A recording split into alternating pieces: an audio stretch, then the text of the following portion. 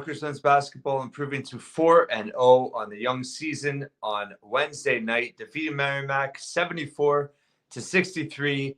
Was on the Peacock Network, and if you were at the rack, I wanted to say, I got some comments during the game that it sounded like the rack was really quiet.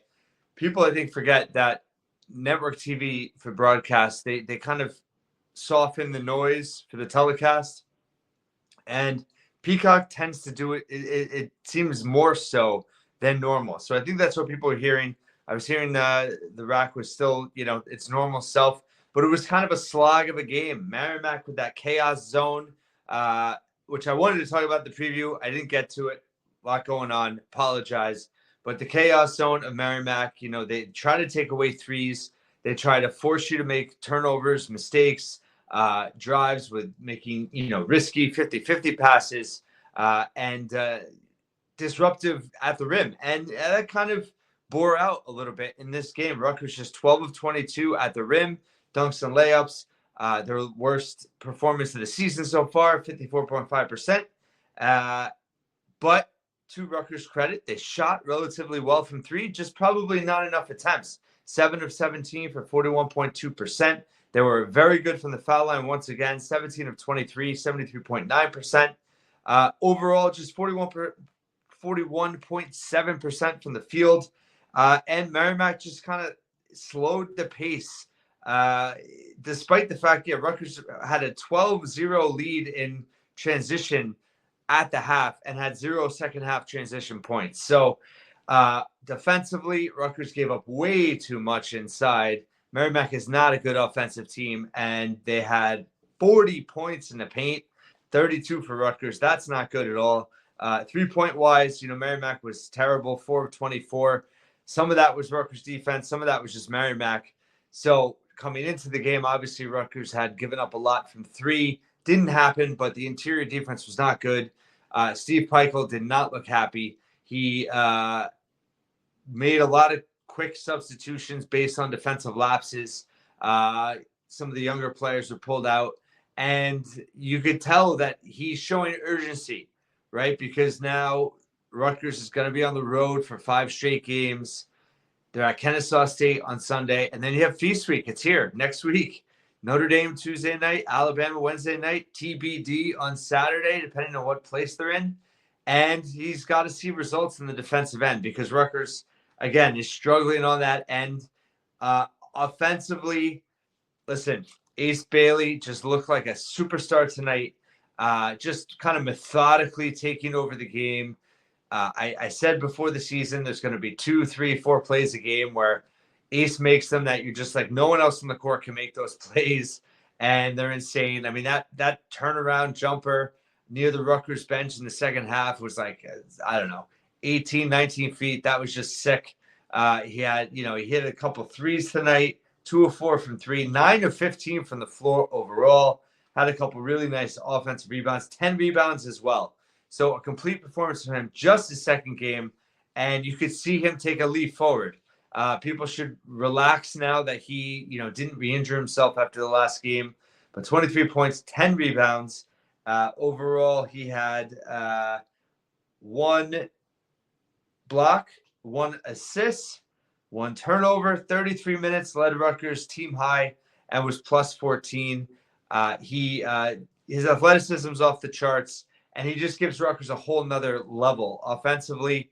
And they needed it tonight. The game was never really in doubt, but he made some really tough shots. The question is, can he do that against better competition? Meaning, of course he could do that. But is he going to be able to carry this team offensively against Alabama, per se, to give them a chance to win the game? Remains to be seen. Dylan Harper, not the flashiest game. Struggled a little bit defensively, fouled on a late 3. He's got to get better on the perimeter defense, no doubt. Offensively, listen, for an off night for him, 14 points, 5 of 12 from the floor, 1 of 3 from 3, 3 of 4 from the line, 8 rebounds, 6 assists, just 1 turnover. Really solid there. 30 minutes overall, plus 9 for him. Again, 6 assists to 1 turnover. That's big improvement for him. And he's got 17 assists on the season now. So that number is creeping up. Coming into this week, he was fourth in the conference in pick and roll efficiency, meaning points and assists off the pick and roll. And, he wasn't able to get downhill at the same efficiency that he has in previous games due to that zone. But I thought he picked his spots. He had a couple good offensive rebounds late that led to baskets. And overall, solid offensive performance for him. No one else for Rutgers in double figures tonight. But again, they weren't great offensively, and they weren't good at the rim. And yet their points per possession was still 1.175. They were very good from the foul line, like I mentioned. How about Lathan Somerville? 9 points, just 2 of 6 from the floor, but 5 of 6 from the foul line. He had 3 boards, 2 blocks, a steal. Did struggle in coverage a little bit and got pulled at one point. 18 minutes for him. And then also Jordan Durkak playing against his former team. 7 points, 1 of 6 from the floor. Not great there, but 4 from the line. 6 rebounds, 5 assists, 2 turnovers, and a steal. Between Dylan and Jordan, they're distributing the basketball. They've been really good facilitators. Another plus 50% night, 14 assists on 25 makes from the floor. That's solid, almost 60%. You want to be at that 60% mark or higher typically. So Rutgers sharing the basketball. I mean, they moved the basketball a lot better in the first half. The second half, they were not, they weren't going sideline to sideline as much, and the Merrimack zone was kind of grinding them out a little bit. So, not the best performance from this team. But again, they beat a solid Merrimack team that's going to challenge for their league title. They didn't play great, and it really wasn't ever in doubt. Merrimack hung in there. They're a tough team. They got it in single digits late. But I never felt like Rutgers was truly in danger. And what about Emmanuel Bole? Listen, he played his best game, 6 points, 7 rebounds. He did have 3 turnovers in 19 minutes, but he had a team high plus 15. Was 2 of 4 from the floor, had a nice offensive rebound for a dunk, was just 2 of 5 from the foul line, but he certainly was competent tonight. Defensively, he was better than Somerville and got him some more minutes. So it's good to get his confidence up. Listen, they're going to need him. They're going to need him to be somewhat productive against power 4 teams. They do. And you can't give up on him. So to get the production, I mean, what about the production out of the 5 tonight? I mean, 15 points total on 4 of 10 from the floor and 10 rebounds between Somerville and Igbole. So, and that was in 37 minutes. They pretty much, Martini didn't really play the 5 at all tonight. So super productive there. That's positive. Martini, 5 points, 4 rebounds, hit a 3, had an assist. 0 turnovers for him. Solid as always, plus 13 in 24 minutes. JaMychal Davis struggled tonight, just 1 or 2 from the floor. Did have a rebound, but a foul turnover. Did have a block. Just 11 minutes for him. Tyson Acuff, I'm glad that Pikel gave him some run in that first half. Didn't really get any run in. Did he get any run in the second half? He got, let's see. Second half box. He did not play in the second half. So that's a little surprising because he did get some run in that first half and he hit a big 3 that got him going. But he did miss some shots. And again, they're going to need him to win games. They're going to need Acuff to come alive. And I thought, again, he's picking his spots well. He's not overly forcing it in terms of the flow. Maybe he took 1 shot that was a little bit forced. But overall, he's playing defense. He's in the flow of the team, and they got to get him, going a little bit more. But I thought they tried in the first half, so a little surprised he didn't play more in that second half. Just looking at some other, PJ Hayes, kind of a quiet night, 3 points, 1 or 2 from 3. Did have 3 rebounds overall for him. And Jeremiah Williams, he left at one point with his shoulder, took his brace off, came back, looked like he felt a lot better. Just 2 points and 1 of 4 shooting. Not a lot of production from him. He did have 3 steals. They got to get him going too. You need production out of J. Will and Acuff for this team to take that next step. Martini and Hayes as well. Overall, listen, we want to grade this performance. It's probably, C+. Rutgers was favored to beat Merrimack 74-59 per KenPom. They won 74-63. So really not that far out of it. Merrimack Now under 200 in Ken Palm after this performance. Rutgers up to 68th now. Defense is trending backwards for sure. But even on a night where Rutgers wasn't their best offensively, it was never in doubt. And this team is just at a different level when it comes to that. Because in years past, if the team didn't show up and play poorly, below their abilities, they were in danger of losing these types of games. That wasn't the case. Now, that being said, next week's a huge test. Rutgers has to play better if they want to win at Feast Week. Notre Dame is not an easy game. They're a very good shooting team. That game certainly is concerning. I mean, Ken Palm has Notre Dame favored 72-71. They're 4-0 right now. They blew out Georgetown by 21 on the road last week. They play Elon on Friday before playing Rutgers on Tuesday. And then obviously you have Alabama. And then the other side of the bracket, I mean, could be Texas A&M, could be Creighton, could be Oregon, could be San Diego State. So there's no easy games at Feast Week. You can't go 0-3.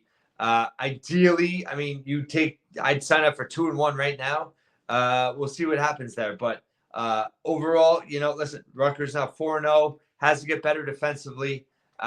Certainly is a major concern. You can see the urgency with Pikel tonight. Just looking for any other key stats here. In terms of rebounds, Rutgers did win that battle 45-32, so they dominated on the boards. That was good to see. Offensively, dominated there, 15-8 edge on offensive rebounds, and second chance points, 18-6. So that was encouraging. That's something they haven't done a great job of so far. And they did, Merrimack just had 9 turnovers, Rutgers just 11. But did have an edge, 11-9 points off for turnovers. And, their performance first, second half, it was just kind of meh at times in both. But overall, they did enough to win. Now the question is, can this team start to elevate its performances against better competition? Again, Jay Will's been kind of banged up. I think Ace answered that question tonight, looking really good. Acuff's still rusty. And then everybody else is kind of still figuring out the rules a little bit. I think a 10-man rotation is tough for flow. I think it hurts them a little bit. It'd be curious to see if Feast Week, if Pikel tightens up the rotation. I think you can see a shift now towards an 8-man rotation Feast Week. And just based on how it's been going, you can see Davis and Egbole get a little bit less minutes. And Pikel really focus on Durkak, Harper, J. Will, Acuff in the backcourt. Then with Ace, Lathan, Martini, and Hayes. We'll see. We'll see what decisions change. But as good as they are offensively, they got to play better defensively. And tonight, the interior defense was a problem against a team that is not good. Scoring inside is not particularly big. So certainly a concern there. But it's a work in progress. I think you saw why Steve Pikel went with the schedule he did the first 4 games. And overall, I mean, it's all low to mid-major teams that are going to be very competitive and have a chance to win their leagues. So I think it's going to age well. You have 2 teams under 200 now in Ken Palm that they played in St. Peter's and Merrimack, which has not been the case in previous years. Monmouth went on the road and almost beat Wichita State the other night. I mean, this Merrimack team was leading Princeton in the second half. And they beat Vermont on the road. Vermont is, like 130 in Ken Palm. So Merrimack is a quality low to mid-major team. But things are getting ramped up now. And you have that Kennesaw State game for Ace and J. Mike. And then things really get real next week. So super excited for it. I'll certainly have a preview for Feast Week and obviously for Sunday. Didn't have my background tonight, but excited for this team nonetheless. I mean, Ace Bailey is just a generational talent. Showed it once again tonight. Dylan, even when he's not his best, is still super productive, super efficient. Let's look at some stats to end this real quick in terms of the season. Overall, Dylan shooting 23 of 36 from 2-point range, 63.9%. He's 17 of 24 from the foul line now, 70.8%. In terms of his free throw rate, assist rate is really high, 29.3%, top 150. His true shooting percentage, he's 61.5%. So he's been a very efficient player for them, offensive rating at right under 120. That's, very, very good in his first 4 college games. Ace now shooting 61.1% from 2-point range. He's 3 of 7 from 3. He's 9 of 12 from the foul line. Obviously, just 2 games. Lathan Somerville, 13 of 18 from the foul line for 72.2%. Really solid for him. And he's shooting 50% from 2. Jordan Durkak is 13 of 14 from the foul line, 92.9%, which is just very, very good. Shooting 58% from 2. In terms of PJ Hayes, he's 7 of 13. Martini and Hayes, right? They're combining 15 to 30 from 3. That's exactly what you signed up for and you hoped you would get, bringing those guys in. Martini, 8 of 17 at 47.1%. Hayes, 7 of 13 for 53.8%. Those guys are your three-point shooters, and they're showing out so far. Dylan's been decent, 5 of 16 for 31.2%. Tyson Acuff's 3 of 8 now for 37.5%. And Ace is 3 of 7. So as a team, Rutgers is actually shooting 36.8% from 3, which is 86th nationally. They're shooting 56.5% from 2, which is 80th. And free throws, they're 71.3 at 169th. They don't get blocked. They don't get stolen. They don't turn it over. They're getting to the foul line at a really high rate, 45.3%. They have, top 45 turnover rate. Effective field goals, 53%. Never seen that from 53rd nationally. Don't normally see that. They don't, their offensive rebounding is getting better. They're 191st now, 29.5%. So overall, no Reds in the zone offensively for Rutgers, and they have 59.5 assist rate. So they've been real solid offensively. Defensively, they're not forcing enough turnovers, just 14.4%, 303rd nationally, and they're just not forcing enough turnovers. So again, if they're not going to force turnovers, can they get enough defensive rebounds to get out in transition against good competition? That's a big question mark for me, I think, heading into Feast Week that we'll have to focus on.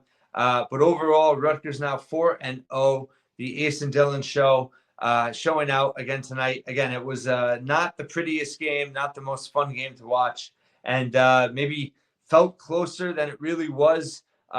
Merrimack hung in there, give them credit. And I kind of like the fact that Steve Pikel's got plenty of film to harp on this team and really, get them to wake up a little bit on the defensive end. It's now or never in terms of Feast Week. If they want to show out and make a statement at the Players Era Festival, it's now. And we'll be back before Kennesaw State to preview and talk more hoops. But overall, Rutgers, some good, some bad, but nonetheless, another double-digit victory for Rutgers. Thanks so much for listening and watching once again.